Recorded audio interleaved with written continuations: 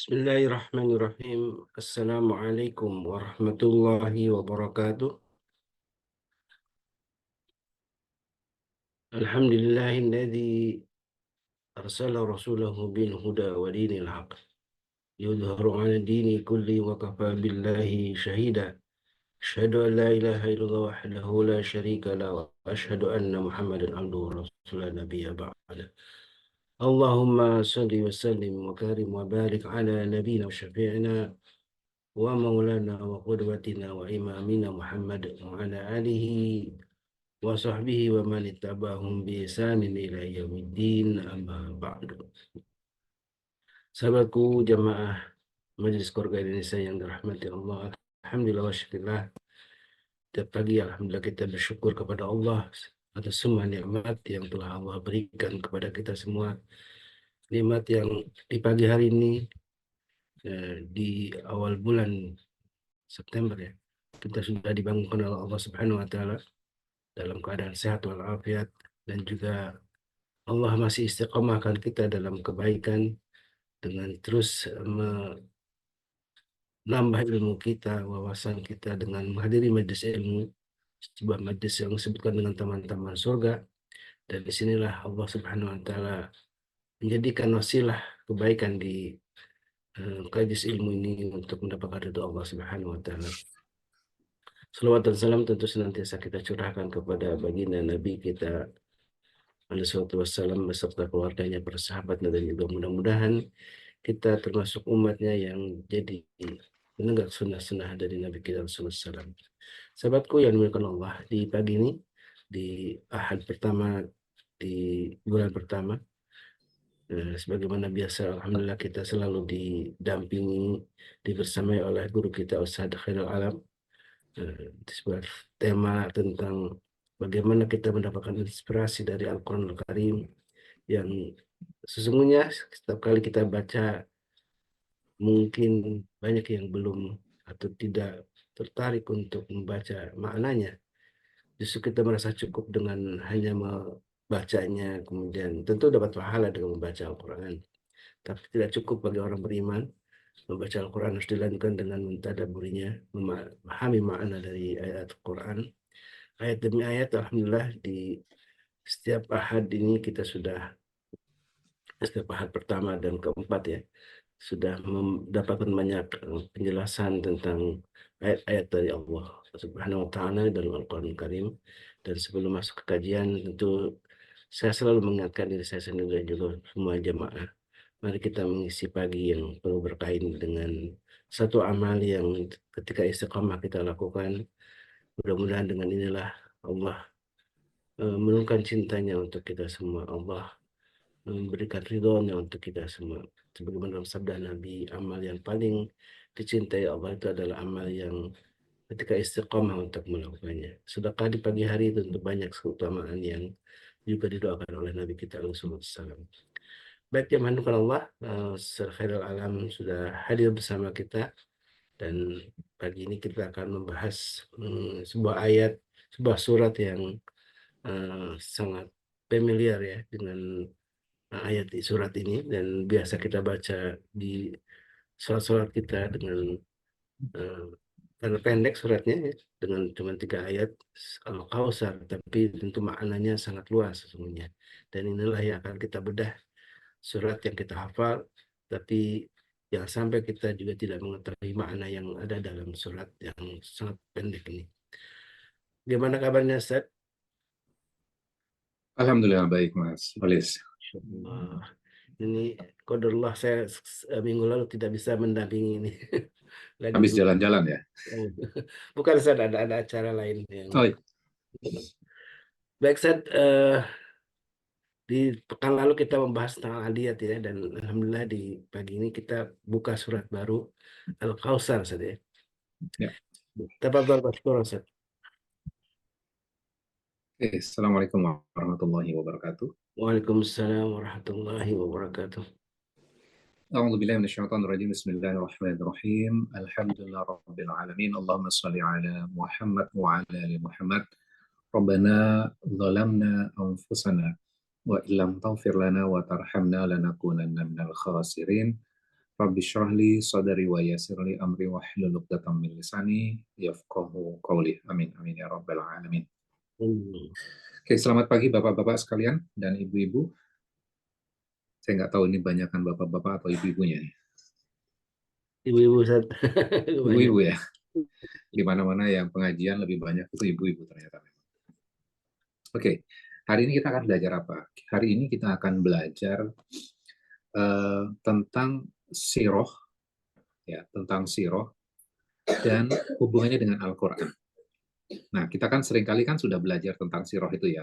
Siroh itu tentang sejarah ya sebenarnya. Sejarah atau perjalanan dari seseorang, khususnya kaitannya dengan agama, gitu ya. Nah, sekarang gini, saya berikan sebuah pertanyaan gini. Ketika kita belajar siroh saja, ya, belajar siroh tanpa Al-Quran, kita bisa menghasilkan kesimpulan yang berbeda nggak? Iya, Ustaz. Iya, Kesimpulannya. karena siroh itu, ya, siroh, bayangkan gini ya, eh, kalau misalnya ada berita kaitannya dengan politik ya, kemarin yang paling dekat peristiwa politik kan kasus MK ya, keputusan MK. Nah, kemudian kira-kira kita bisa langsung paham nggak keputusan MK itu? Karena kita tidak di bidang itu, maka kita nggak bisa langsung paham. Maka kita butuh orang yang melakukan analisis kan terhadap peristiwa yang terjadi itu. Betul? Oke. Kalau misalnya banyak analis yang memberikan analisis dan analisisnya berbeda-beda, kalau sama lebih enak ya. Tapi kalau misalnya analisisnya itu bisa berbeda-beda, kira-kira kita mau ngambil kesimpulan yang mana? Kita akan bingung tuh. Oh, yang mana yang benar nih? Kan gitu loh. Nah, apa hubungannya dengan Al-Sirah dan Al-Quran? Perjalanan seorang nabi, ya, pasti perjalanannya sangat panjang. Perjalanan dakwahnya perjalanan yang sangat panjang. Termasuk perjalanan nabi kita, Nabi Muhammad itu perjalanan yang panjang. Banyak tuh buku sirah-sirah yang kaitannya mulai dari awal lahir, kemudian sampai dewasa, diangkat menjadi nabi dan rasul dan segala macamnya. Termasuk sirah misalnya kaitannya dengan Nabi Nuh gitu ya. Itu kan kisahnya kita bisa temuin dengan mudah di buku-buku sirah. Nah, kalau kita hanya belajar buku sirah saja, maka semua bagian menjadi penting nggak di dalam sirah itu?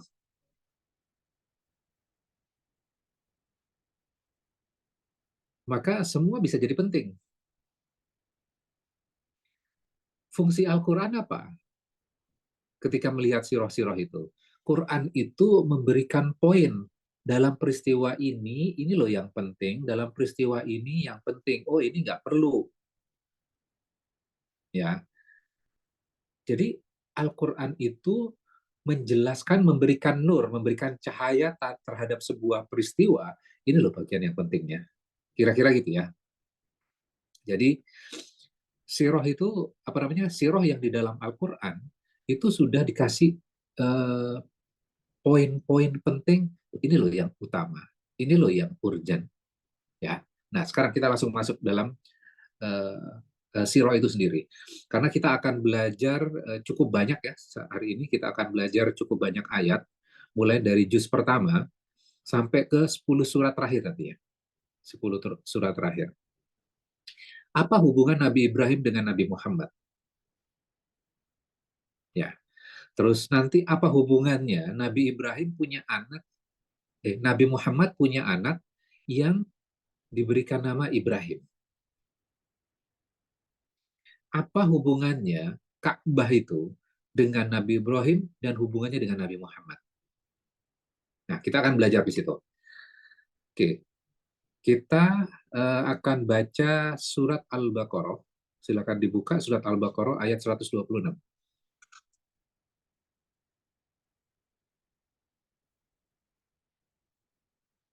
Silakan. Surat Al-Baqarah ayatnya 126. Ya, 126 betul.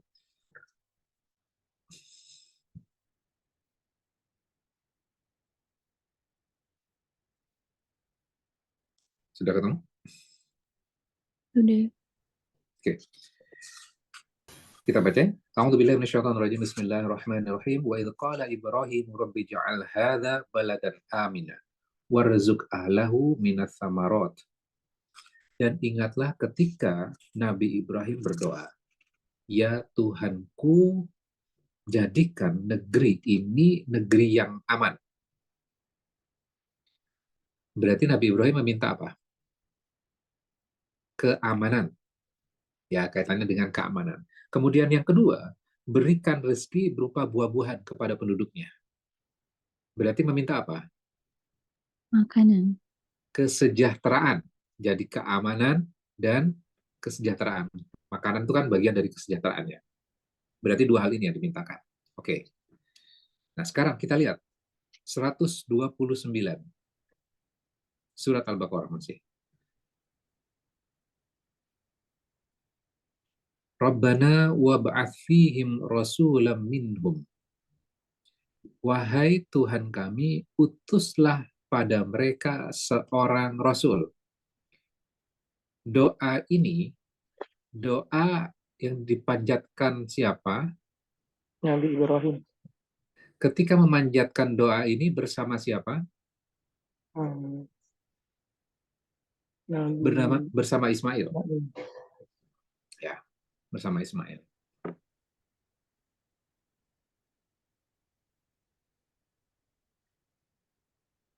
Oke.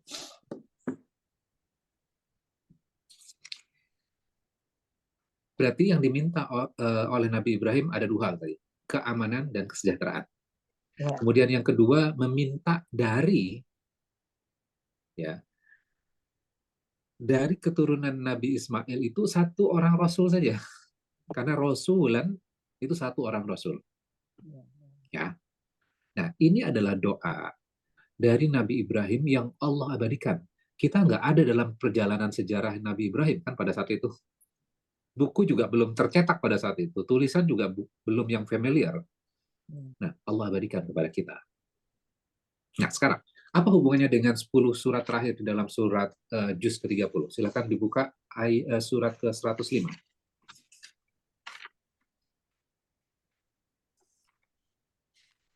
Surat yang populer. Al-Fil. Yang bunyinya alam taro kaifa fa'ala rabbuka bi ashabil fil dan seterusnya. Nah, itu berbicara tentang apa surat Al-Fil itu? Allah memberikan keamanan kepada kota Mekah.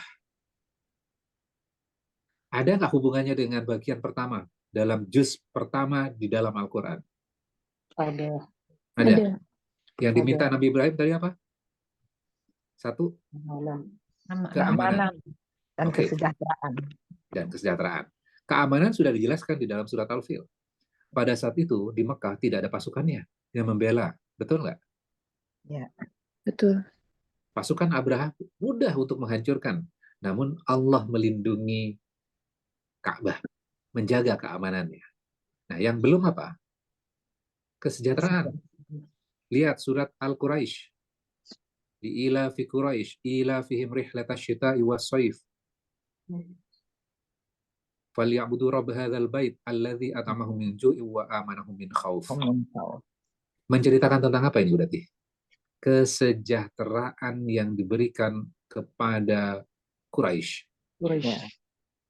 Pada saat itu negaranya belum aman. Kalau melakukan traveling dagang itu nggak aman. Di tengah jalan bisa dirampok, betul. Namun karena Quraisy adalah penjaga Ka'bah, maka mereka mendapatkan keuntungan keamanan. Jadi kalau melakukan traveling mereka nggak akan dibajak karena suku Quraisy. Kenapa suku Quraisy ini tidak dibajak, tidak dirampok? Karena di Ka'bah banyak berhala-berhala. Salah satu berhala-berhala itu adalah milik orang-orang yang di sepanjang perjalanan Quraisy itu. Kalau mereka dibajak, kalau mereka dirampok, maka suku yang merampok itu, Tuhannya yang di Ka'bah itu akan dihancurin. dikerjain Tuhannya. Ya. Bisa paham ya? Ya. Oke, berarti Al-Quraisy ini menjelaskan tentang kesejahteraan yang diberikan kepada Quraisy sehingga mereka bisa melakukan aktivitas ekonomi. Ya. Aman mereka. Ya. Nah, kalau aman, tugasnya berikutnya apa? Bersyukur dong. Ya. Dengan cara apa? Falyabudu Rabb hadzal bait, menyembah Tuhannya rumah Ka'bah itu. Ya. Betul dong? Ya. Oke, berarti karena diberikan satu keamanan, kemudian yang kedua diberikan kesejahteraan, maka harusnya menyembah Allah saja. Nah, ketika diberikan keamanan, kemudian diberikan kesejahteraan, apa yang harus mereka lakukan? Mereka juga harus memberikan keamanan dan kesejahteraan kepada orang lain. Itu prinsip tuh dalam agama Islam.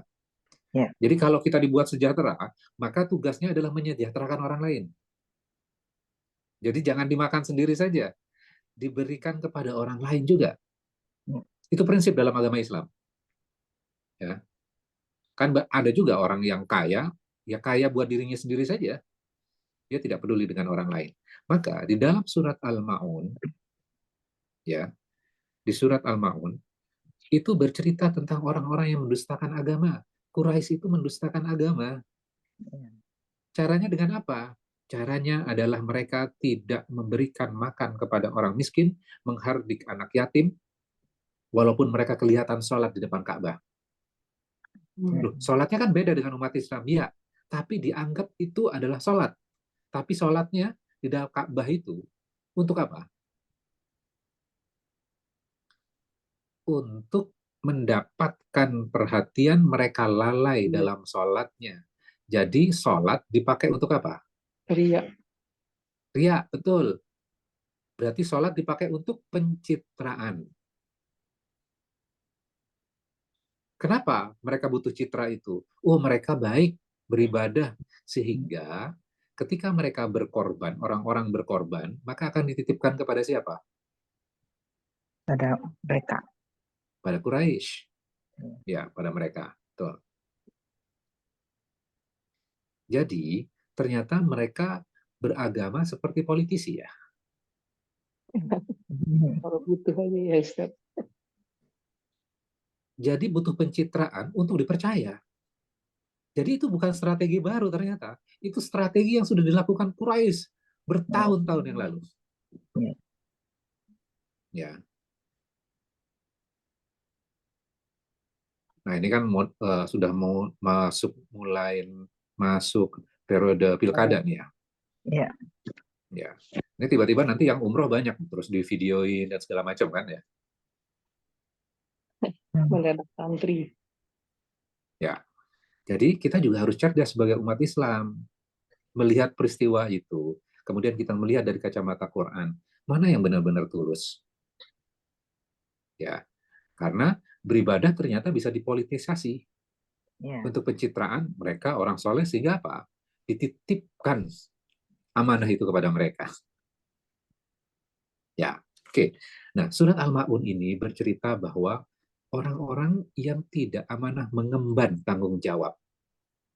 Ya, yang menjaga Ka'bah harusnya memberikan keamanan, kemudian memberikan kesejahteraan. Kalau orang nitip kepada mereka, mereka diberikan kesejahteraan, dititipkan kepada mereka, berikan kepada orang lain juga dong. Jangan dimakan sendiri. Ya. Terus, dengan surat Al-Kautsar, apa hubungannya dengan surat Al-Kautsar?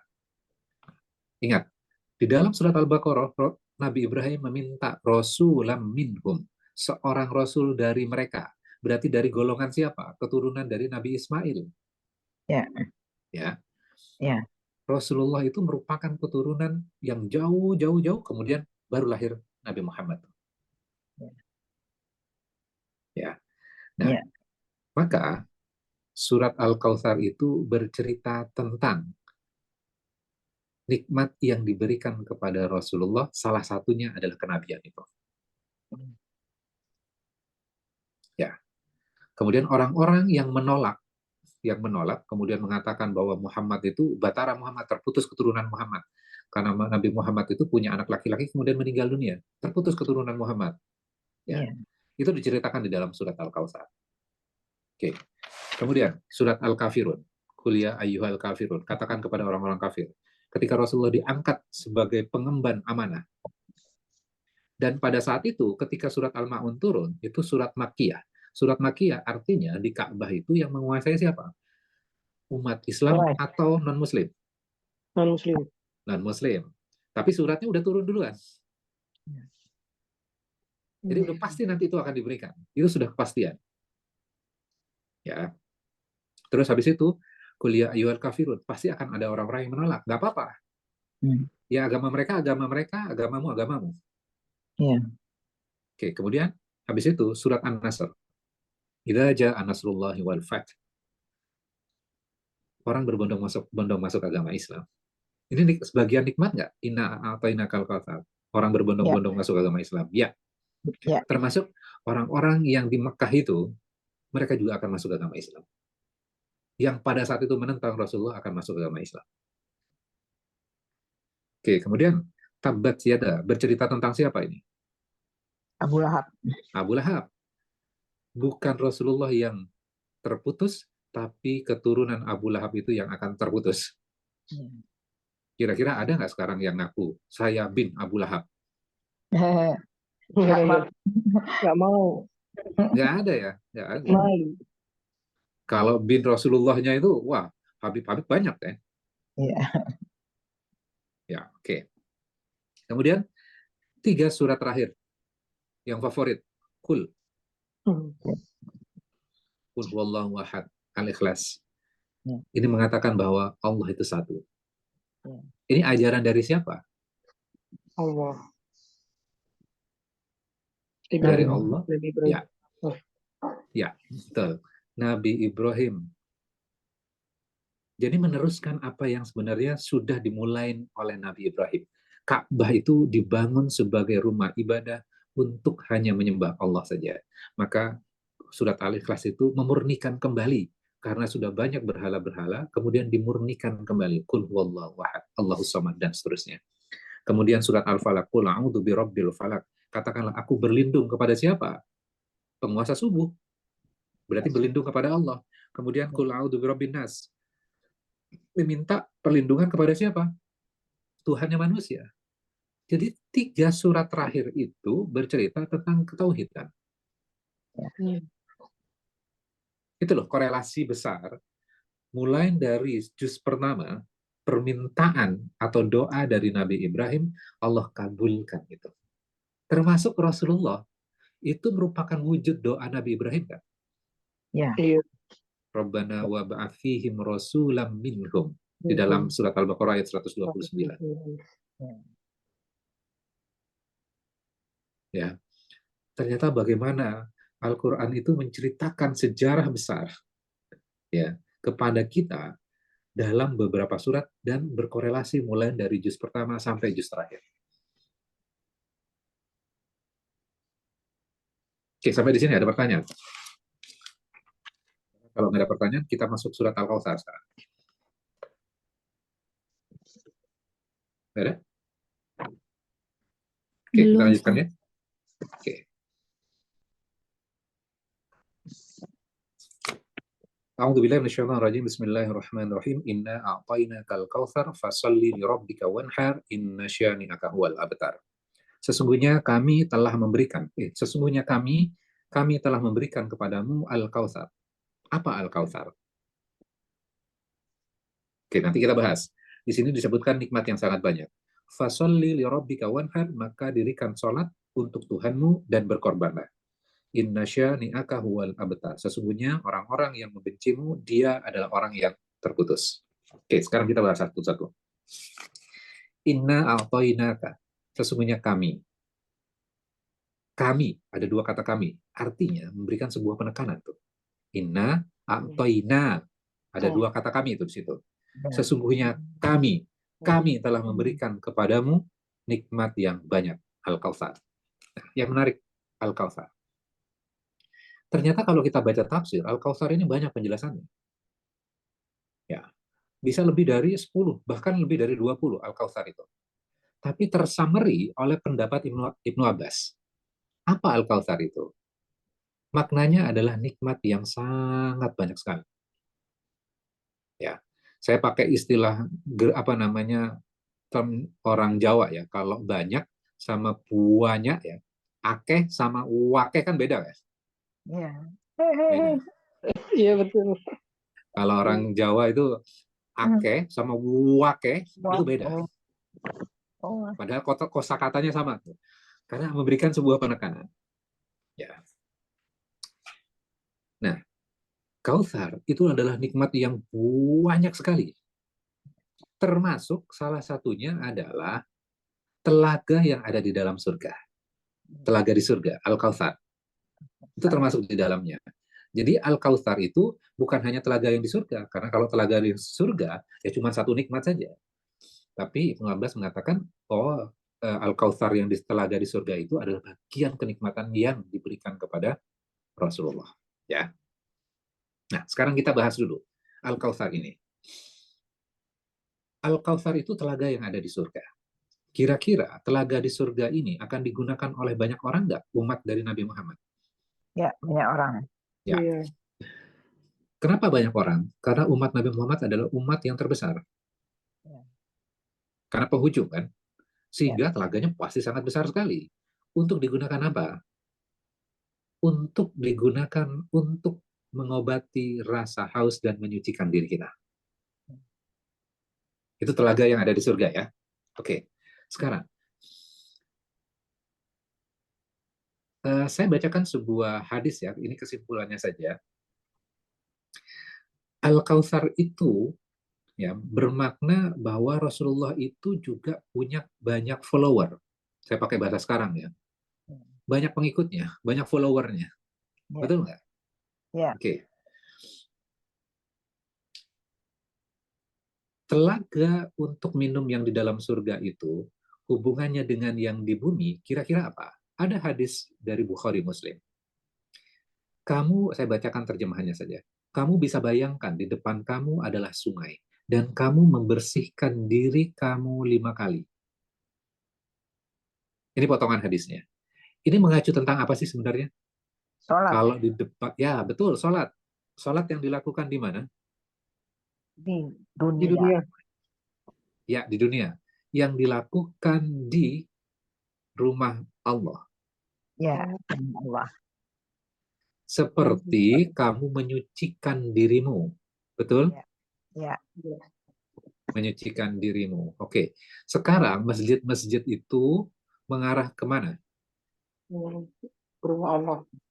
Ke kiblat. Ke kiblat. Alhamdulillah jawabannya tepat. Ke kiblat. Ada yang kemarin saya tanya jawabannya ke barat. Nah, karena kita di timur ke barat. Kalau di utara, masa ke barat juga? Ya.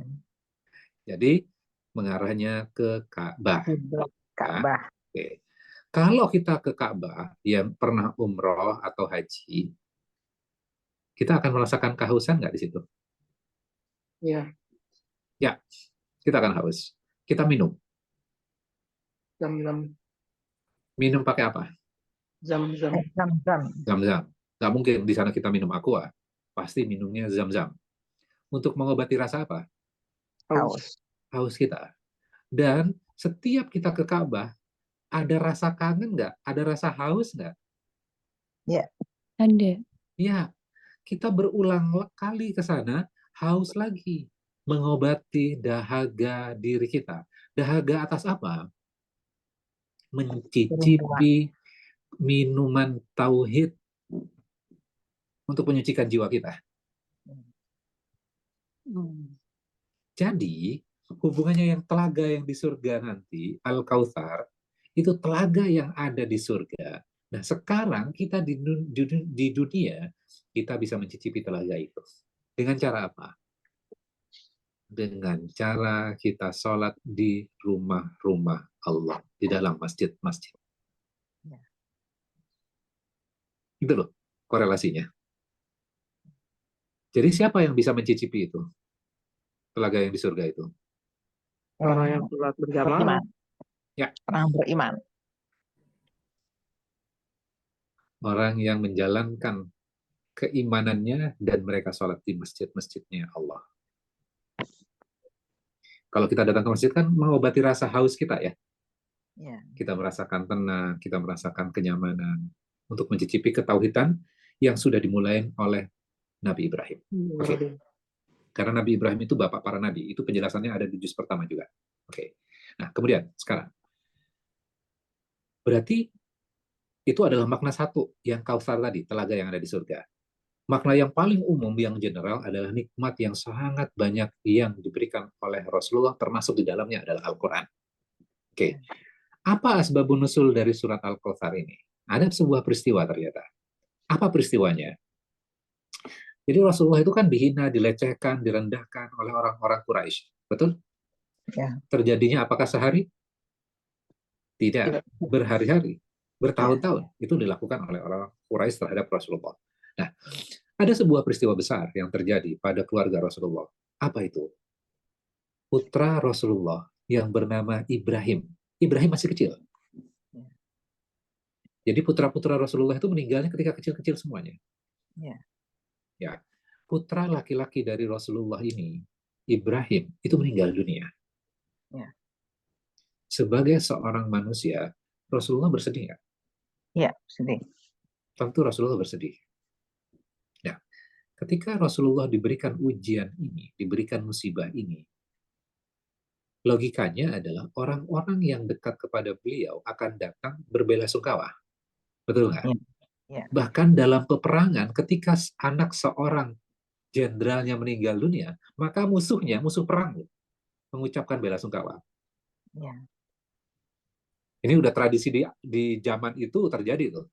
Jadi walaupun perang, tapi rasa kemanusiaan itu masih tetap ada. Namun apa yang terjadi? Rasulullah itu punya tetangga. Kayak orang Betawi ya, kalau di Jakarta itu satu area itu encingnya, di situ kan kumpul semua ya. Ya. Jadi satu area gitu. Rumah-rumah, kemudian ada satu area besar itu adalah keluarga besarnya. Ya.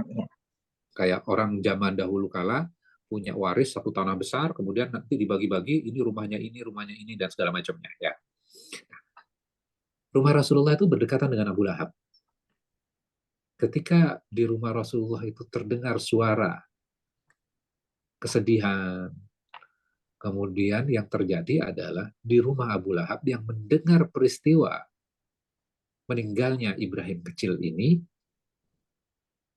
bukannya ikut belasungkawa. Namun yang terjadi adalah berjingkrak-jingkrak yang bernama Abu Lahab ini.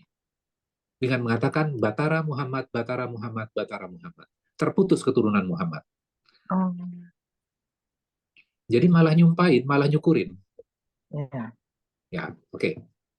Sekarang kita harus rasakan fisik, emosionalnya. Ketika orang lain yang melecehkan dan menghina kita, bandingkan dengan orang lain juga melecehkan dan menghina kita, tapi keluarga dekat kita. Atau orang yang kita kenal. Kira-kira lebih menyakitkan mana? Yang terakhir. Menghina keluarga kita. Keluarga. Ya, berarti yang orang yang dekat dengan kita kan? Iya. Nah, Rasulullah kehilangan putra yang disayanginya, dan pada saat yang bersamaan, Abu Lahab malah menghina dan melecehkan Rasulullah dengan mengatakan Batara Muhammad. Kita bisa bayangkan rasa yang dialami Rasulullah pada saat itu. Kira-kira Allah akan tinggal diam nggak? Tidak. Tidak. Tidak. Kira-kira akan diturunkan hiburan kepada Rasulullah nggak? Iya. Ya. Nasihatnya, ketika ada peristiwa semacam ini, nasihatnya sabar atau bersyukur? Sabar. Sabar. Sabar.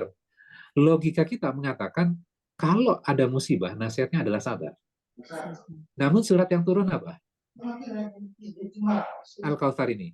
Inna a'toina kal kautsar. Sesungguhnya kami telah memberikan nikmat yang sangat banyak kepadamu. Ayat ini tentang sabar atau bersyukur? Bersyukur. Loh kok bisa? Sabar. Bersyukur, Ustadz. Bersyukur ya? Ya. Ternyata bukan sabar. Loh kok bisa? Allah mengingatkan sudah banyak yang diberikan oleh Allah kepada Oke. Agar kesulitannya itu nggak terlalu dipikirin karena sedihnya. Allah lebih banyak daripada kesulitannya tersebut.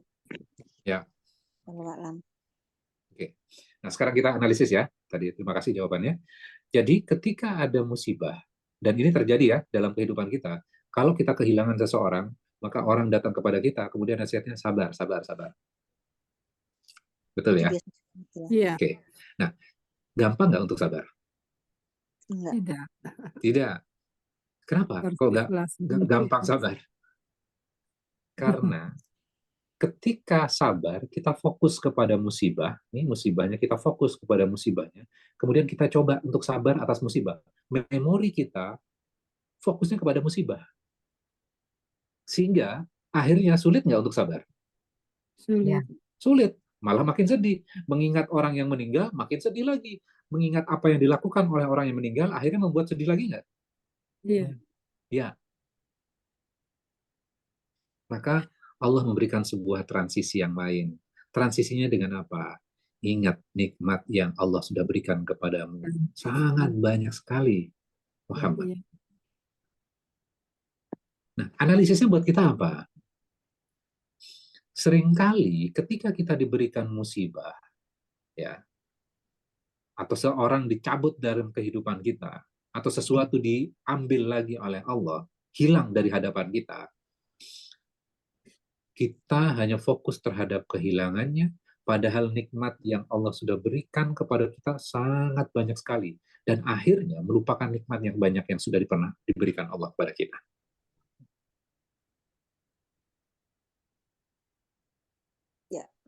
Ya. Make sense. Betul. Ya. Terjadi dalam kehidupan kita ya. Iya. Oke. Benar Nah, banget. saya berikan sebuah contoh supaya lebih kita bisa merasakannya ya. Ini ada sepasang suami istri. Saya udah pernah ceritakan loh. Sepasang suami istri sulit punya anak. Kan ada pasangan yang seperti ini ya. Sulit Iya. punya anak, kemudian mereka berusaha ke sini, ke sana, datang ke dokter ini, dokter ke sana, dan segala macamnya. Makan ini, makan itu, berusaha luar biasa. Dan akhirnya Allah menakdirkan mereka punya anak. Ketika dikabari oleh dokternya bahwa ibu ini hamil, bahagia luar biasa nggak? Tentu Iya. bahagia luar biasa. Mendapatkan rezeki yang luar biasa. Dirawat baik-baik, makanannya, nutrisinya dijaga, dibelikan makan, minum oleh suaminya, disediakan semua kebutuhan istrinya ini. Dan akhirnya, sang anak ini yang ditunggu-tunggu ini lahir ke dunia. Tambah gembira mereka. Ketika tangisan itu muncul dalam kehidupan mereka, mereka sangat berbahagia sekali dengan nikmat ini. Kemudian mereka rawat dengan baik-baik, dididik dengan baik-baik, dengan cara Islami. Kemudian anak ini tumbuh bersama mereka, mereka mengarungi kebahagiaan hari demi hari bersama bocah kecil ini. Dan akhirnya dia menjadi remaja. Ketika remaja, dia menjadi pria yang soleh, remaja yang soleh. Ketika SMA, habis ujian, pulang sekolah, kecelakaan, dan akhirnya anak ini meninggal dunia. Orang tuanya bersedih. Ibunya lebih terpukul lagi kehilangan anak ini. Karena dia yang melahirkannya. Dia lebih terpukul dibandingkan suaminya. 1 bulan bersedih, 2 bulan bersedih, dia masih mengurung diri di dalam rumah itu. Suaminya kan bingung kalau seperti ini ya. Maka akhirnya pada satu waktu, suaminya ini datang ke istrinya, memberikan nasihat. Bunda, harusnya kita bersyukur. Kira-kira marah nggak istri? Marah. Iya. Marah. Ya. Bersyukur Kita atas bersyukur. apa? Anak kita meninggal dunia. Syukurnya di mana?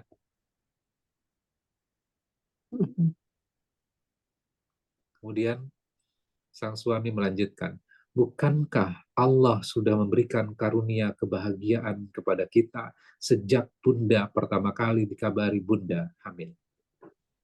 Kemudian kita mengarungi kebahagiaan itu hari demi hari dalam menunggu masa kelahiran sang bayi. Kemudian lahir dia bersama kita dan kita sangat bahagia sekali. Dan kebahagiaan itu sangat panjang yang Allah berikan kepada kita sampai 17 tahun bersama kita, anak kita itu. Kita merasakan kebahagiaan. Ketika Allah mengambilnya, kenapa kita hanya fokus kepada penderitaannya dan merupakan nikmat yang Allah sudah karuniakan kepada kita yang sangat panjang itu selama 17 tahun. Akhirnya apa yang terjadi pada istrinya? Istrinya bisa bersabar, bisa bersyukur. Oh iya ya, ternyata Allah sudah mengkaruniakan nikmat yang banyak ya. Ketika dia ingat nikmat, kemudian dia bisa bersyukur. Ketika bersyukur, hatinya jadi tenang. Hatinya tenang, kemudian melihat nikmat-nikmat, membayangkan nikmat-nikmat yang sudah diberikan kepada dia, dan step berikutnya, mudah nggak untuk bersabarnya? Mudah, Lebih mudah. lebih Jadi mudah. bagaimana luar biasanya nasihat yang Allah berikan, diberikan khusus untuk Rasulullah. Inna a'tainakal kautsar, Rasulullah diingatkan atas nikmat yang banyak yang sudah diberikan kepada Rasulullah dan akan yang diberikan kepada Rasulullah.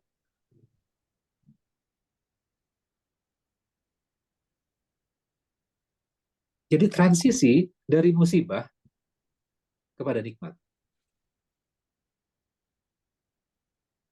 Karena nggak mungkin kita akan bersyukur kalau kita tidak ingat nikmat. Betul nggak?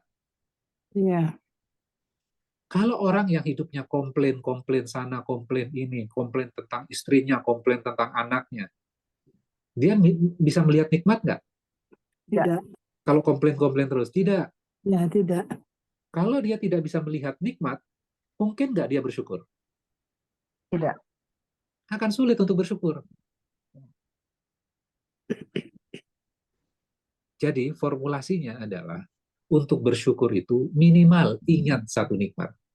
Kalau bisa ingat banyak nikmat, itu akan makin bagus. Sehingga dia akan menjadi pribadi yang bersyukur. Kalau dia bisa bersyukur, maka step berikutnya akan lebih memudahkan kepada dirinya untuk bersabar. Karena sabar dan syukur itu penting. Itu fundamental agama. Ya. Karena kan ada ayatnya jelas tuh, ya ayyuhalladzina amanu sta'inu bis-sabri was-shalah. Minta pertolongan kepada Allah itu dengan sabar dan sholat. Tuh, pertolongannya sabar dan sholat tuh. Jadi kalau nggak ada sabarnya, ditolong nggak? Tidak. Tidak. Nah, ternyata di dalam Al-Quran kita bisa belajar, kita bisa mengambil inspirasi ya. Ternyata ketika ada musibah, ya, maka fokus kita biasanya terhadap musibahnya, kita belajar dari Al-Quran, ternyata Allah memberikan nasihat tentang nikmat yang sudah diberikan. Surat ini memang ditujukan kepada Rasulullah. Dikhususkan, seperti surat Ad-Duha itu dikhususkan untuk Rasulullah. Namun Al-Quran itu diwariskan kepada kita nggak? Iya. Ya, ketika diwariskan kepada kita, kita bisa mengambil pelajaran di dalamnya. Bisa. Jadi bagaimana kita belajar sirah dan Allah memberikan komentar terhadap perjalanan sirah itu dan kita bisa mengambil inspirasinya. Karena kalau enggak, kita belajar dialognya panjang. Betul nggak? Iya. Allah merecapnya. Inna a'tainakal kautsar. Seringkali ketika belajar sirah, kita belajar sesuatu yang tidak ada dalam Al-Quran.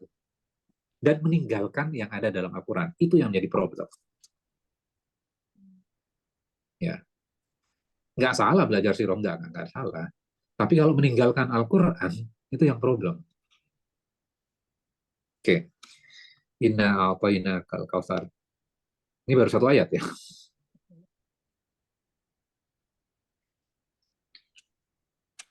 Oke, step berikutnya. Masuk ayat kedua. Fasolli li rabbika wanhar. Maka sholatlah. Nah, di dalam ayat kedua itu diawali dengan fa. Maka. Berarti itu ada sambungannya nggak dengan ayat pertama? Ya. Ya. Ya. Karena nikmat yang diberikan sudah sangat banyak, maka cara bersyukurnya dengan cara apa? Sholat. Sholli li rabbika. Sholat untuk Tuhanmu. Dan di statement sangat jelas, sholat untuk Tuhanmu. Jelas itu? Ya. Jelas. Bandingkan dengan satu surat sebelumnya, Al-Ma'un. Orang Quraisy sholat nggak? Tidak. Itu dijelaskan celakalah orang-orang yang sholat. Mereka kelihatan sholat tuh. Tapi yang terjadi apa? Sholatnya ria. Untuk siapa sholatnya berarti? Itu dipuji orang dia. Ya, Dipuji. untuk cari Dirinya. perhatian orang. Caper dia sholatnya. Maka dijelaskan di dalam surat Al-Kautsar, sholatnya untuk Tuhanmu. Ikhlaskan untuk Tuhanmu. Terus, yang kedua apa? Wanhar. Wanhar ini apa? Ban. Berkorban. Oke, sekarang kita ngambil inspirasi sekarang. Tadi kita sudah belajar. Cara syukurnya adalah dengan cara sholat untuk Tuhan kita, dan yang kedua adalah berkorban. Menyembelih hewan korban, kemudian diberikan kepada orang lain. Nah, ketika peristiwa tadi, yang kaitannya dengan asbabun nuzul, dihina, dilecehkan oleh Abu Lahab. Kalau ada peristiwa seperti ini, kalau menurut kita, ya, kita pikirkan dengan logika kita sekarang, sebelum masuk ke dalam kesimpulannya. Kira-kira orang yang menghina seperti ini dalam orang yang kena musibah, kira-kira yang enaknya apa? Kita datangin kan? Datangin ke rumahnya, terus apa yang terjadi berikutnya biasanya? Cekcok, diumpat balik, nggak ada akhlaknya, kurang ajar, dan segala macamnya. Itu yang terjadi kan? Ya. Maka Allah memberikan nasihat, fasolli, lebih baik kamu sholat dulu. Karena ketika kita langsung merespon orang yang menghina kita, kira-kira yang keluar dari lisan kita, tindakan kita, itu tindakan yang baik, kata-kata yang baik, atau malah sebaliknya, yang buruk. Yang buruk. Yang buruk.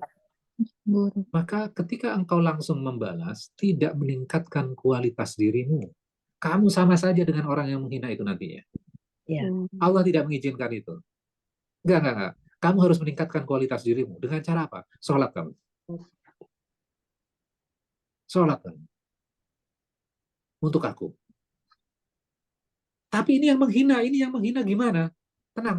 Nanti itu akan dihandle itu, tenang. Itu bukan hal yang sulit. Abu Lahab itu nomor 1 loh musuhnya. Ya. Top leader di Quraisy itu salah satunya adalah Abu Lahab ini. Ya. Tapi kalau kamu merespon, tidak akan meningkatkan kualitas dirimu. Supaya kualitas dirimu meningkat, kamu sholat. Ketika momen dihina dan dilecehkan, ketika kita sholat, kita dapat sesuatu nggak? Sholatnya itu jadi lebih khusyuk, betul nggak? Ya. Iya. Kita lebih nyaman. Kalau ada masalah dalam kehidupan kita, ketika sholat, lebih enak kan? Ya. Itu untuk meningkatkan kualitas dirimu. Terus, wanhar. Ketika kondisi kena musibah, kehilangan anak, kita banyak ujian dalam kehidupan kita, kadang kita merasa bahwa kita adalah orang yang paling berhak untuk dibantu. Betul nggak? Bayangkan Bapak Ibu sekalian kena musibah. Musibahnya bukan kecil, musibah besar. Kita merasa nggak bahwa kita adalah orang yang paling berhak untuk dibantu? Iya. Ya, kita merasa orang yang paling berhak untuk dibantu. Namun perintahnya Allah terhadap Rasulullah, wanhar, berkorban. Suruh mikirin orang lain. Ya. Ayo berbuat kepada orang lain. Bahagiakan orang lain. Dahsyat nggak ajarannya? Ya. Sangat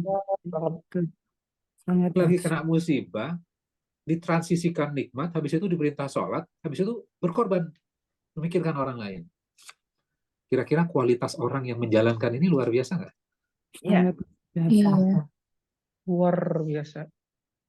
Luar biasa. Terus orang itu urusannya gimana? Siapa yang akan handle musuh-musuhnya? Allah. Maka masuk ayat ketiga. Inna syani'aka huwal abtar. Sesungguhnya orang-orang yang membencimu, yang memusuhimu, yang melecehkan kamu, huwal abtar. Dia yang terputus. Tuh, abetar asal katanya dari batara. Oh. Hinaan orang-orang itu diulang dengan bentuk yang berbeda. Abetar. Hmm. Batara menjadi abetar. Original katanya sama. Mereka adalah orang-orang yang terputus. Maka ada nggak yang mengaku keturunan Abu Lahab? Tidak. Yang mengaku keturunan Rasulullah? Banyak. Banyak. Abetar, batara itu adalah ekor dari hewan dipotong. Jadi nggak punya ekor dia. Betul. Kalau Hmm. manusia, diterjemahkan ke dalam manusia, kalau manusia nggak punya anak laki-laki, terpotong. Jadi itu adalah hinaan yang luar biasa sebenarnya. Nggak akan ada yang melanjutkan keturunan Muhammad itu. Bin Muhammad nggak akan ada tuh. Dan yang akan melanjutkan ajaran Islam, nggak ada.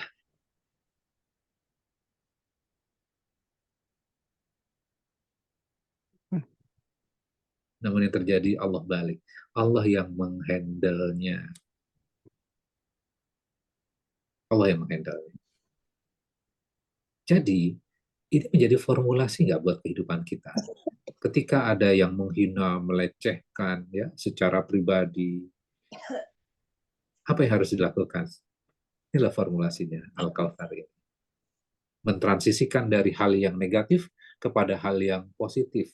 Positifnya dialihkan terhadap nikmat yang banyak yang Allah sudah berikan.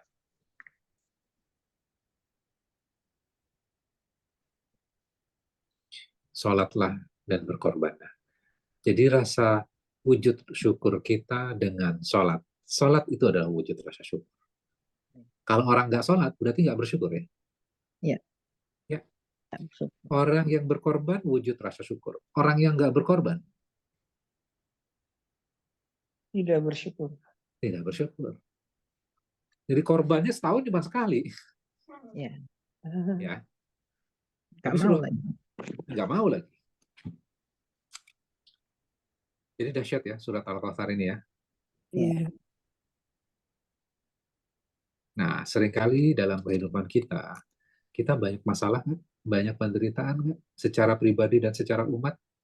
Ya. Ya. Maka kita bisa belajar bagaimana caranya untuk menghandle masalah-masalah itu. Ingat nikmat, ingat syukur, ingat sholat, ingat berkorban. Maka masalah-masalah itu ketika kita menunjukkan rasa syukur yang luar biasa kepada Allah, maka permasalahan-permasalahan itu Allah akan handle tuh. Ya. Gampang itu semuanya. Iya. Masalah Oh. kamu itu nggak selevel seperti permasalahan yang dihadapi oleh Rasulullah. Iya. Yang memfitnah kita, yang memfitnah umat Islam, itu tidak lebih hebat dibandingkan Abu Lahab. Iya. Itu masalah kecil. Jadi permasalahan kita sekarang ini karena kita kehilangan rasa syukur itu. Itu yang kita harus perbaiki. Oke, sampai di situ.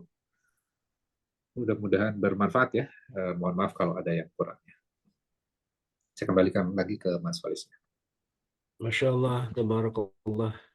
Jadi kita memahami surat Al-Kautsar yang pendek itu begitu luas ya, Ustaz, ya. Ternyata memahami satu ayat harus dikaitkan dengan ayat-ayat lain.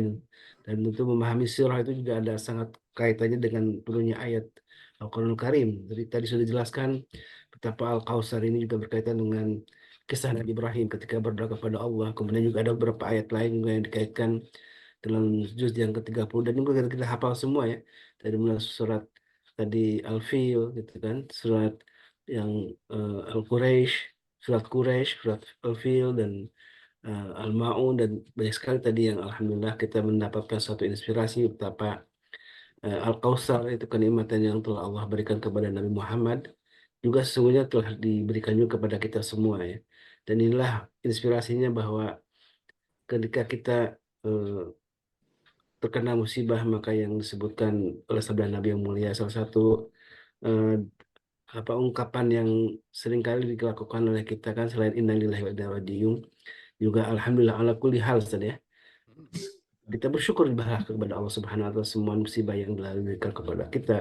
Itulah musibah yang mudah-mudahan juga menjadi pengait antara kita kepada Allah karena perintahnya sholatlah kemudian wanhar dan eh, berbagilah dengan orang lain dengan berupa waktu itu mungkin tradisinya memotong hewan kurban saja ya. Ya.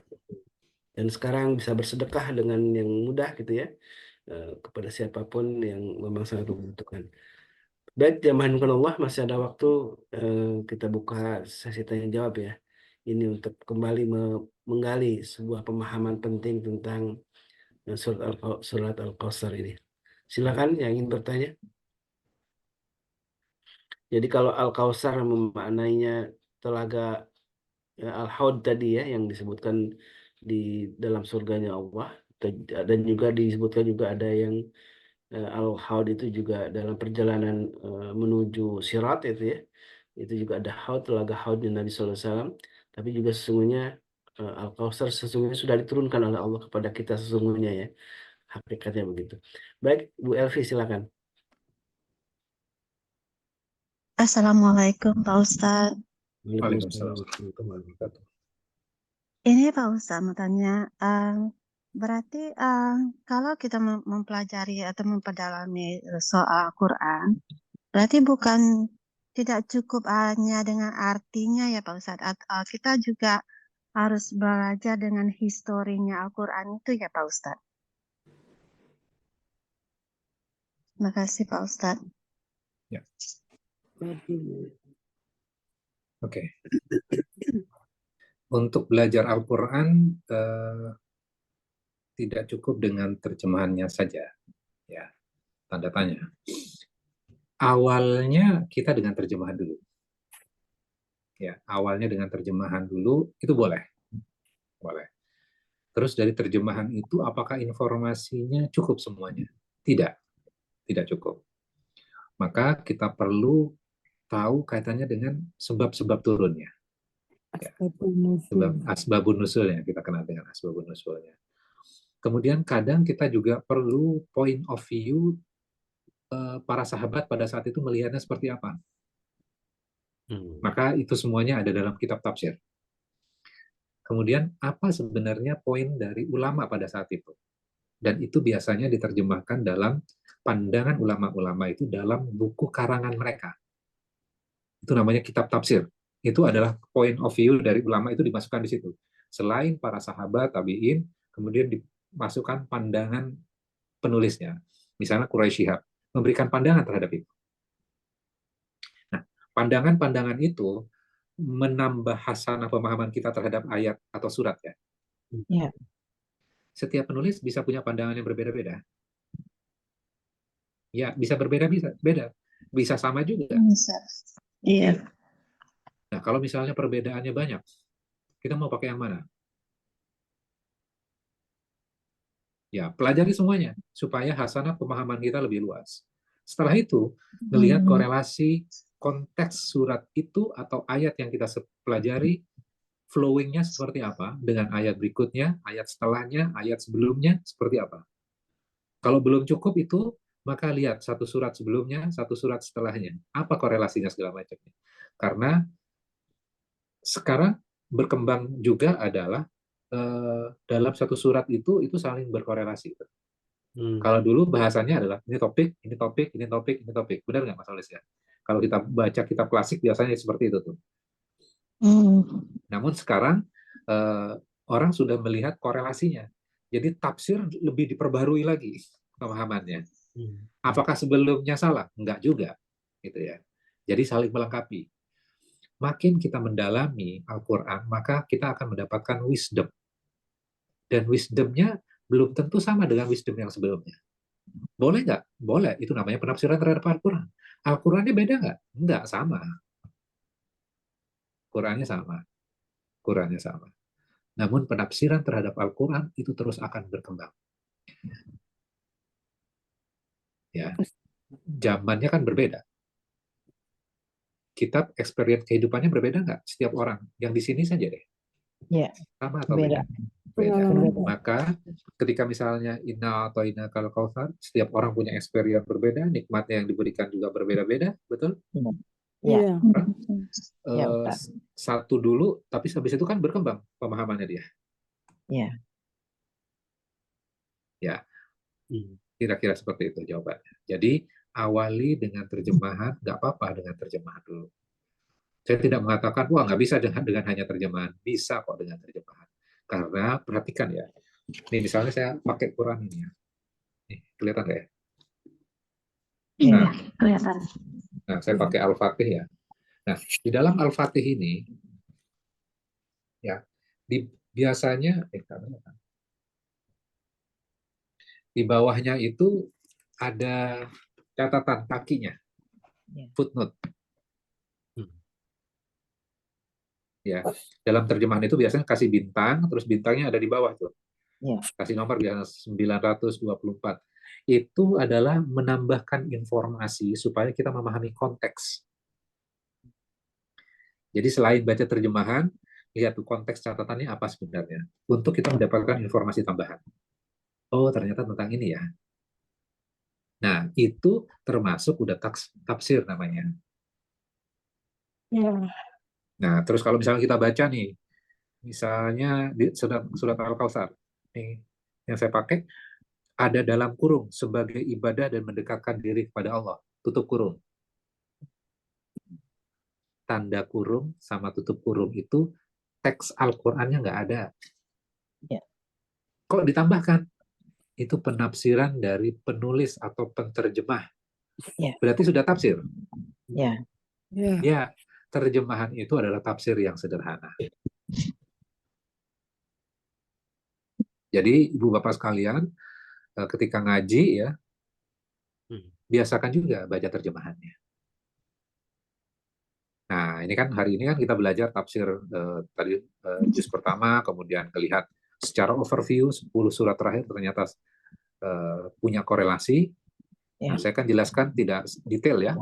Maka step berikutnya Bapak Ibu sekalian silakan dibaca terjemahan mulai dari surat Al-Filnya, Al-Quraisynya, Al-Ma'unnya, Al-Kautsarnya, kemudian Kafirunnya, kemudian habis itu Nasr yang idza ja'ana, kemudian Al-Lahabnya, Al-Ikhlasnya, Al-Falaknya, An-Nasnya. Ya. Kalau Bapak Ibu nggak memulai dan cuma hanya mendengarkan, sayang. Kita harus merasakan sendiri kalimat atau kata-kata yang Allah ungkapkan di dalam Al-Qur'annya. Kita sedang berdialog dengan Allah. Maka setelah kita belajar seperti ini, maka ketika sholat, suratnya dibawa kan? Dibaca ketika sholat.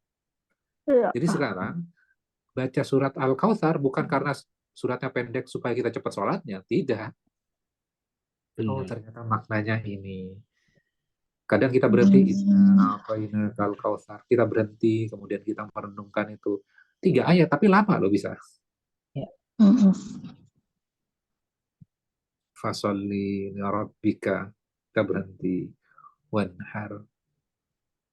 Yang biasanya kan kita concern terhadap tahsinnya, langgamnya, memerdukan suara, menempatkan huruf, keluarnya dari mana, kita concern di situ. Sekarang kita beralih lagi. Step berikutnya adalah kita concern terhadap maknanya. Oke, kira-kira mudah-mudahan bisa jawab ya. Makanya kadang-kadang imam itu lagi imam bisa menangis karena ngerti maknanya gitu ya Pak Ustadz ya. Ya, betul. Betul. Orang Indonesia juga nangis Bu ketika di Mekah sama Madinah kan biasanya kan. Tanya selesai sholat, nangisnya kenapa? Iya, saya nangis soalnya di sebelah saya nangis. Kan nggak enak, sebelah saya nangis, saya nggak nangis. Toleransi Dia orang takut Indonesia kan keluar. tinggi ya. Pokoknya imamnya nangis, pasti ayatnya ini sedih. Ikutan juga. Kalau orang Arabnya yang baca itu, mungkin itu paham ya maknanya. Kita nangisnya berbeda. Ikut-ikutan. Ya, kita Mudah-mudahan perbaikilah. enggak Pak Ustadz. Hmm. Jazakallahu khairan Pak Ustadz. Ya, sama-sama. Baik Bu Elvi ya, mudah-mudahan jadi inspirasi juga untuk semua kita ya yang selalu ingin terusan berinteraksi dengan Quran dan memahami maknanya. Bu Dina silakan. Assalamualaikum Ustadz. Waalaikumsalam. Ustadz terkait tafsir Quran itu sendiri, itu kan kadang ada tema-tema ya, maksudnya tema-tema tergantung mungkin penulisnya kali ya. Gitu. Nah, saya sendiri ini sekarang lagi senang baca Quran Niaganya Al-Qasbah Cordoba, Al-Quran Cordoba gitu. Nah, di situ memang di Al-Quran tersebut gitu ada setiap maksudnya setiap ayat, setiap beberapa ayat mungkin gitu ada tema khusus tentang niaga di situ dibahas gitu, seperti yang tadi Ustadz sampaikan gitu. Kadang malah dikuatkan dengan hadis-hadis tambahan gitu, hadis motivasi pun ada di situ. Jadi kadang kalau kita lagi usaha jatuh, apa sih yang harus kita perbuat dan lain sebagainya. Nah, yang ingin Dina tanyakan adalah apakah tafsir itu sendiri juga tergantung ahli yang menulisnya ya Ustaz ya gitu, maksudnya kalau misalkan dia ahli kesehatan mungkin tafsirnya itu lebih berat ke arah kesehatan atau dan lain sebagainya gitu. Seperti apa Ustaz? Nuhun. Ya, kesimpulan udah benar. Kesimpulan udah benar bahwa penulis itu kan dia bidangnya apa, kaitannya dengan kesehatan, maka dia akan melihat dari sisi kesehatan. Kalau niaga, dia akan melihatnya dari sisi niaga. Maka kan kalau kita ke toko buku itu kan tafsir kaitannya dengan perniagaan, tafsir Al-Quran kesehatan. Maka di-highlight tuh ayat-ayat yang kaitannya dengan kesehatan atau perniagaan. Maka Al-Quran itu sangat kaya ya.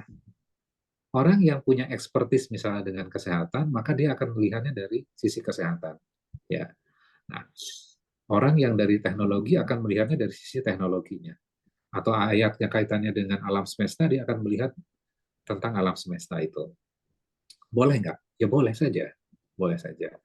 Nah, tentunya yang kita harus pahami lebih dahulu adalah kita melihat secara objektif surat itu konteks dasarnya sebenarnya apa? Awalnya itu tentang apa dulu? Kemudian kembangannya baru setelah dari konteks awalnya dulu. Ya. Kayak surat Al-Kautsar ini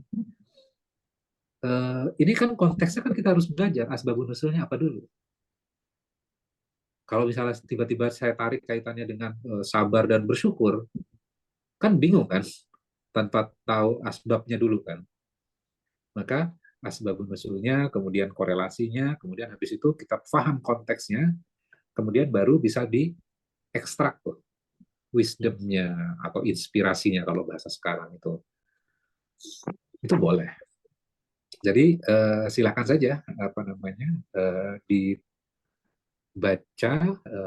kitab-kitab tafsir seperti itu, silakan aja. Nah, kalau saya sih rekomen saya ya, kitab tafsir yang gampang untuk dipelajari. Kalau buat saya rekomen tafsirnya Buya Hamka. Itu sederhana, ada kaitannya dengan sejarahnya, kemudian culture kaitannya dengan Indonesia itu ada. Itu di Buya Hamka itu gampang untuk kita memahaminya, tanpa kita harus punya background, tahu nahwu, tahu sorf, tahu balaghah, ya, itu bisa difahami. Dan sekarang sudah ada cetakan terbarunya tuh, tafsirnya Buya Hamka itu. Ini nggak ada kaitannya dengan kelompok ya, karena memang Buya Hamka itu memang dari Muhammadiyah, tapi karyanya itu luar biasa. Jadi itu yang saya rekomen. Habis itu kalau mau melanjutkan perjalanan memahami Al-Qur'annya, setelah kita baca itu, dan itu lebih memudahkan kita. Step berikutnya baru kita nambahin dengan nahwunya, belajar sorfnya, belajar balaghahnya, terus lihat dari kitab tafsir yang lain. Karena kalau Bapak Ibu sekalian langsung baca kitab tafsirnya misalnya Quraisy Shihab, itu langsung disebutkan term-term yang kaitannya dengan nahwu sorf di situ. Original kata itu disebutkan di dalam Quraisy Shihab. Biasanya kita akan bingung. Saya pertama kali punya Quraisy Shihab itu tafsir, karena kan ada di Metro TV pada saat itu ya, zaman tahun berapa itu. Dan menarik pembahasannya. Setelah baca bukunya bingung sendiri tuh, karena kita nggak punya basicnya. Ya, tentang original kata, kemudian habis itu ada ini madi, fi'il mudhari, harusnya bentuknya ini, kita jadi bingung sendiri. Maka kalau sebagai basic awal, Buya Hamka itu meniadakan itu semuanya, karena memang tafsirnya Buya Hamka itu didesain sedemikian rupa untuk orang-orang umum. Termasuk penyusunan Al-Quran seperti apa, kenapa nggak urut, segala macam, itu ada penjelasannya di tafsirnya Buya Hamka. Beli aja dulu satu buku, Satu buku kalau nggak salah sekarang harganya berapa ya? 280-an atau 300 ribuan. Baca aja yang jilid satunya. Itu udah berapa juz tuh? 3 juzan mungkin. Iya. Ya memang harus Ustaz. modal ya. Harus punya modal untuk beli tafsir. Kalau saya referensinya, mungkin saya berikan referensinya ya. Yang saya pakai satu, Ibnu Katsir, udah pasti. No? Itu kitab tafsir klasik. Tuh. Kemudian yang kedua, Fi Dhilalil Quran. Ya, itu klasik juga sebenarnya, tapi lebih modern dibandingkan Ibnu Katsir. Kemudian yang ketiga, Buya Hamka, yang tadi saya sebutkan. Kemudian yang keempat, tafsirnya Quraisy Shihab. Di dalam surat Al-Kautsar itu saya ambil dari Quraisy Shihab juga. Kemudian yang kelima saya ambil dari Bayyinah. Kira-kira itu. Jadi silakan aja kalau mau dipakai yang mana, saya tidak menekankan harus pakai ini, enggak. Silakan aja dibaca semuanya. Yang di luar 5 yang saya rekomendasikan atau yang saya sebutkan, nggak apa-apa juga, nggak ada salah. Ya. Biasa kan makin tinggi ilmu yang membuat tafsir itu makin sederhana kita dalam mencerna juga sih ya. Ya, betul. Betul. Baik, masih ada waktu, Ustaz, satu lagi pertanyaan terakhir dari Bu Reni, silakan. Terima kasih Ustaz Solis atas kesempatannya. Ustaz, kalau boleh saya ambil kesimpulan singkat ya dari materi yang Ustaz sampaikan pagi ini, itu kita tuh dalam kondisi apapun, baik enak maupun tidak enak, itu harus tetap bersyukur kan ya. Karena nikmat Allah itu sangat banyak dan kita juga nggak tahu nikmat Allah yang akan diberikan juga pastinya banyak gitu ya. Nah, itu kan akan kami praktekkan nih Ustaz, sehari-hari nih di kehidupan kami nih. Nah, seandainya kalau kami mau menyampaikan hal seperti ini ke lingkungan, misalnya ada orang yang lagi kehilangan orang yang disayangi, atau benda yang disayangi, atau apalah gitu, lagi yang nggak enak lah, itu masuknya gimana Ustaz ya? Kalau tadi kan Ustaz cara masuknya ke kami kan tuh enak, terus langsung kena gitu, tep gitu, oh seperti ini ya Masya Allah gitu. Nah, cuman kalau kayak kami ini yang kurang ilmunya itu gimana ya, kasih tahu ke yang lain ya kan, kita kan harus menyampaikan walaupun satu ayat Ustaz dalam cara, cuman caranya seperti apa gitu loh. Terima kasih Ustaz. Oke. Kalau cara silakan masing-masing tuh. Cuman poin utamanya gini, ini kan kita belajar panjang ya, berapa jam tadi? Lebih dari 1 jam gitu ya. Terus tiba-tiba Bapak Ibu datang ke orang yang saudaranya meninggal dunia, keluarganya yang meninggal dunia. Kamu bersyukur ya. Tinggal biasa kan yang disebut sabar gitu ya. Bersyukur apa? Jadi marah nanti dia. Karena nasihat itu kan yang bisa bisa masuk kalau satu frekuensi, satu pemahaman kan, sudah memahami kan. Tapi kalau yang belum memahami, jangan langsung dipraktekin dulu. Suaminya meninggal dunia, bersyukur. Kenapa kok bersyukur? Nanti dapat gantinya kok. Nanti bisa marah-marah orangnya kan. Jadi ngerusak malah ngerusak hubungan. Jadi memang ya ketika tidak terjadi apa-apa ya harus ngobrol dulu sehingga kita bisa sefaham. Jadi nggak salah pengertian. Nanti takutnya malah salah pengertian. Malah kayak nyukurin, udah syukur aja. Nanti udah dapat gantinya gitu. Ya, jadi kalau seninya ya silakan saja. Seni itu kan penafsiran, betul nggak? Iya. Ya, dan masing-masing kita kan terus belajar ya, dan kita nggak ada yang paling hebat karena kita juga semuanya manusia kan. Makanya di dalam surat Al-Fatihah itu perhatikan, ihdinas siratal mustaqim, siratal ladzina an'amta 'alaihim. Yaitu jalannya orang-orang yang telah engkau berikan nikmat. Berarti bahasanya itu telah diberikan nikmat. Ya, berarti orang-orang yang sudah distempel, lulus ujian. Ya, kita manusia ini sudah lulus atau belum? Atau masih dalam ujian? Dalam ujian. Dalam ujian. Jadi semua dalam ujian kan? Jadi yang lulus ujian siapa? Yang sudah disebutkan di dalam Al-Quran itu. Kadang-kadang kan kita ngelihat sosok ustadz, sosok kiai, gitu ya. Kita ngelihatnya terlalu berlebihan. Mereka juga dapat ujian juga. Maka tugasnya adalah santri-santrinya itu atau murid-muridnya doakan ustadz-ustadznya juga gitu. Jadi ustadz juga nggak ada jaminan juga, sama-sama kita. Kira-kira itu Bu siapa tadi Bu Ini. Ini Ustaz, Rani ya? jadi kalau saya bilang gini boleh nggak Ustaz? Ikhlas dan ridho ya atas ketentuan Allah ini gitu. Kalau kayak Ya, gitu boleh ya untuk awal. ya. Boleh. Nah, ini saya kasih ini ya. Surat yang kita baca setiap hari Jumat dan selalu diulang-ulang. Surat apa? Al-Kahfi. Al-Kahfi. Tapi Al-Kahfi salah satu kisahnya tentang Nabi Musa yang bertemu Khidir. Ada 3 peristiwa, ingat ya? Sabar. Yang kapal ya, dilobangi, mengerikan. anak kecil dibunuh, kemudian membangun dinding. Ketika lubang di kapal yang dilobangi, Nabi Musa langsung komplain nggak? Komplain. Komplain. Ternyata dijelaskan oleh Khidir akhirnya apa hikmahnya? Akan ada raja yang akan merampas semua perahu-perahu, maka perahu tadi dimiliki oleh nelayan yang baik hati, dilobangi memang untuk menenggelamkan, tapi ditenggelamkan itu sebenarnya untuk menyelamatkan supaya tidak dirampas oleh raja-raja. Betul? Iya. Itu hikmahnya.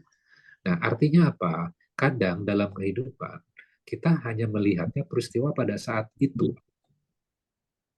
Kita tidak bisa melihat aspek baiknya itu di mana, hikmahnya itu apa. Nah, kadang-kadang kita terburu-buru untuk menyikapi itu. Padahal ujungnya baik.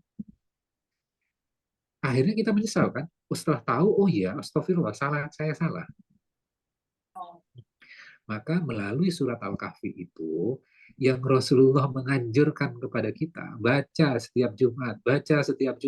Sudah hatam ya Rasul, baca lagi. Sudah hatam ya Rasul, baca lagi Jumat. Itu sunnah loh itu. Saya udah ngerti ya Rasul, baca lagi. Untuk apa?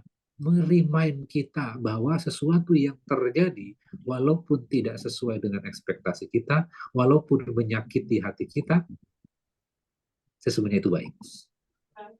Sudah bisa melihat itu nggak? Kadang kita belum loh. Sudah tahu ilmunya? Belum. Baca lagi. Sehingga paradigma kita jadi berubah. Ketika melihat sesuatu terjadi, terus kita melihat, pasti ini baik. Nah, sekarang kaitannya dengan politik, saya kasih contohnya. Kadang kita belajar tafsir itu dalam kehidupan. Yang terjadi misalnya sama kegagalan Anies Baswedan nyalon di Pilkada DKI. Responnya apa? Pasti ini baik. Kan kita belajar tafsir itu kan berarti kan. Allah menyelamatkan, insyaallah. Ya, kan kita memang tidak tahu karena biasanya kita hanya cenderung hanya melihat episode itu yang di depan mata kita. Kita tidak mampu melihat episode selanjutnya. Pasti baik, nggak ada yang buruk. Sehingga akhirnya kita bisa memuji pada Allah. Tapi kalau kita komplain, situasinya buruk, jelek, segala macam, kita akan sulit mengucapkan Alhamdulillah. Kita nggak bisa bersyukur. Kira-kira itu. Alhamdulillah. Berarti kita perlu guru juga ya Ustadz? Ya dong. Perlu guru ya. Ustadz. Ya, Bu. Nah, saya kasih poin lagi. Guru sebenarnya siapa? Kita udah bahas, Pak. Ar-Rahman, Mu'allam Al-Quran. Guru sebenarnya itu adalah Allah. Ar-Rahman. Jadi tinggal minta kepada Allah, ya Allah, kirimkan guru yang terbaik. Engkau yang menganugerahkan ilmu, silahkan dengan cara yang terbaik, ya Allah. Saya juga dulu belajar juga, saya minta. Malah saya doanya itu di Ka'bah itu, ya Allah, saya pengen belajar Islam, tapi nggak di Indonesia, ya Allah. Supaya apa? Supaya wawasannya itu lebih luas. Dan Allah kabulkan itu. Jadi silakan Bapak Ibu sekalian, belum tentu cara yang saya peroleh cara yang terbaik buat Bapak Ibu, silakan dengan caranya masing-masing. Saya pertama kali kenalan dengan tafsir itu, tafsirnya Buya Hamka. Padahal saya sudah punya tafsirnya Fi Dhilal Quran itu, Fi Dhilal Quran Ibnu Katsir saya punya. Tapi baca itu nggak pernah bisa selesai. Karena nggak ngerti-ngerti. apalagi baca fi dhilal Quran, itu sulit bahasanya itu. Bahasanya itu sulit dan cenderung membosankan. Ternyata saya ketemu di toko buku tafsirnya Buya Hamka itu, ya ternyata gampang.